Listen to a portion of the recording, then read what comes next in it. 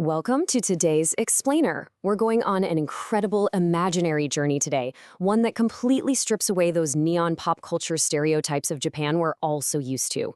Instead, we're diving into a profound portrait of human endurance, care, and connection. We'll be following a fascinating conceptual trip featuring folks like Conan O'Brien, Jack Black, Marie Kondo, and the legendary Japanese comedian Ken Shimura. Trust me, it's a journey that really reveals the hidden heartbeat of an entire nation. We're kicking things off with this incredibly powerful sentiment from Conan O'Brien. It just perfectly captures how this whole trip shifted from your standard run-of-the-mill tourist visit into a really deep philosophical awakening. He realizes he's no longer just an observer, snapping photos from the sidelines. He is actually becoming emotionally entangled in the landscape. And what becomes clear is that Japan doesn't really communicate its core identity through loud slogans or massive billboards. It speaks through a carefully preserved, almost sensory atmosphere. Think about the sharp contrast of hot ramen against freezing air, or that reliable, warm glow of a convenience store when you're walking around in the middle of a dark, lonely night. These little, subtle moments, that's where the culture actually lives. That brings us to Section 1, the isolated edge, finding warmth in the cold. We're stripping away the Tokyo skyline entirely right now to look at the freezing, quiet edges of Hokkaido up in the north. Now, it's absolutely fascinating to contrast our typical Western instinct to escape the cold with the Japanese instinct to actually lean into it. In the West, we spend so much energy trying to completely eliminate discomfort, right? Turn up the heat, stay inside. But in these remote Japanese fishing villages, the harshness of the wind and the snow is just accepted. They create this deep, poetic, emotional attachment to the seasons rather than constantly fighting against them. Marie Kondo kind of acts as the philosophical anchor for our group here. She explains that the extreme isolation of these snowy and honestly sometimes shrinking fishing towns actually amplifies the warmth inside. When you're totally surrounded by freezing wind and dark oceans, the smell of shared cedar smoke, warm sake, and steamed crab doesn't just taste good. The warmth itself literally becomes the flavor. It's all about shared survival. But, whenever the isolation and that heavy quiet get a little too much, the legendary Ken Shimura acts as a human tension breaker. In this beautiful, spontaneous moment of physical comedy, he accidentally launches a crab shell straight into Conan's soup. The elderly inn owner ends up laughing so hard she literally has to lean against the wall to support herself. It just proves that shared absurdity brings immediate, piercing warmth to even the freeziest of rooms. Moving on to Section 2. Rebuilding through endurance, the memory of Tohoku. Here, the tour travels south to examine a completely different kind of endurance. This region is deeply defined by the devastating 2011 tsunami, but even more so by its incredibly stubborn will to rebuild. And as we see here, Japan doesn't always mourn loudly. Enormous new seawalls and a preserved school sitting up on a hill serve as heavy, quiet monuments to survival and to what was lost. Seeing the tiny children's shoes left neatly at a school that survived the ocean's wrath, it's just a profoundly heavy, quiet testament to memory. Our guide, Chris Broad, perfectly encapsulates the scene with this thought. Right at that very memorial, Ken Shimura miraculously gets a survivor's child to laugh just by making a ridiculous face. It completely softens the immense emotional weight of that coastline. It's a powerful reminder that finding joy isn't somehow disrespectful to the past. Actually, it's a completely necessary part of healing. And this really shines through during a local evening festival. The celebration isn't a denial of the tragedy at all. When Shimura starts this spontaneous dance and gets half the town, children, parents, the elderly, to join in under the lantern light, it's pure communal resistance. Laughing and dancing together means you survived. It means life is continuing, no matter what. Which brings us to Section 3, the polite dystopia, expectation versus reality. Now we pivot drastically from rural rebuilding to the absolute sensory overload of Tokyo. So a lot of us think of Tokyo as this futuristic sci-fi movie. Giant Gundam statues, sushi delivered by high-speed robots. And sure, they absolutely have those things. But the reality on the ground is much deeper.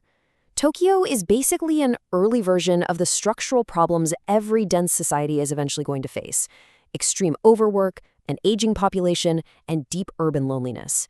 They've just reorganized their entire society to handle it way earlier than the rest of us. Just think about the legendary Tokyo morning commute. You have literally thousands of people packed into trains, yet nobody shouts, nobody pushes aggressively. It is a profound display of what our guide calls cooperative claustrophobia. It's mutual emotional suppression. It's this incredible display of consideration for strangers, constantly prioritizing the whole group over the individual. But then, Jack Black asks this incredibly poignant question after watching endless streams of exhausted salarymen walking through the gray office districts. If everyone is just enduring, if everyone is just barely surviving the extreme density and those brutal work hours, when do they get to let go? This perfectly sets up the absolute necessity for Tokyo's hidden night world. So let's explore that in Section 4, Controlled Emotional Release, the pressure valves. How does a society built on polite restraint not just completely break apart? Well, to answer Jock's question, Japan manages to safely release its pent-up emotional pressure through these highly specific, hidden spaces engineered entirely for human feelings. You have silent midnight jazz bars where people go to collectively process sadness without having to say a word. You've got host clubs in Kabukicho where loneliness is essentially monetized into companionship. And of course, private karaoke rooms, which act as totally socially acceptable chambers for emotional outbursts. They've built controlled ecosystems just to process the loneliness of the city. As Marie Kondo points out here, behind the incredibly efficient customer service, the trains that run flawlessly on the second, and the bright neon lights, there is a deep societal need to feel noticed and cared for. The systems work flawlessly, yes, but they often act as a mask for the profound human isolation that's occurring right in the middle of 30 million people. But once again, Shimura manages to break right through that heavy corporate armor. On a packed, completely silent train, he simply uses eye contact to make an exhausted salaryman struggle to hold back a smile. He gives these tired workers unspoken permission to express genuine joy right in the middle of a rigid system. It's beautiful because it proves that Japanese culture isn't inherently cold or hiding emotion. It's actually fiercely protecting it.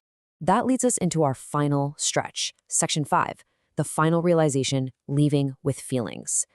As the trip finally wraps up at Narita Airport, the group stops looking at Japan as some alien landscape. Through all these tiny, accumulated moments, they finally understand the quiet heartbeat underneath it all.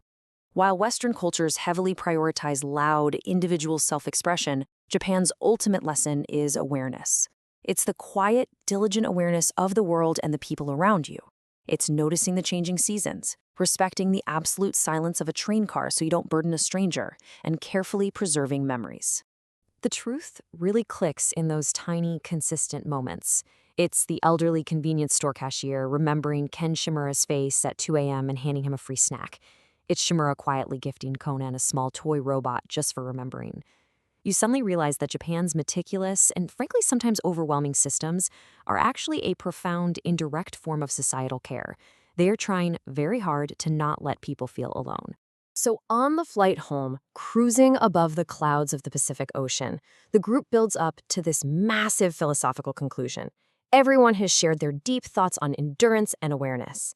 Naturally, they turn to the legendary comedian Ken Shimura, waiting with bated breath for him to deliver the final, profound verdict on this transformative journey. And what does he say? Free croquettes. He masterfully diffuses all that heavy sentimentality with a perfectly timed callback to the convenience store cashier. He leaves the entire row of the airplane in absolute stitches. It's just the perfect reminder that you shouldn't let sadness or even profound realizations become too self-important. At the end of the day, humor is the ultimate unifier. We leave you today with Conan's beautiful final realization from the source material.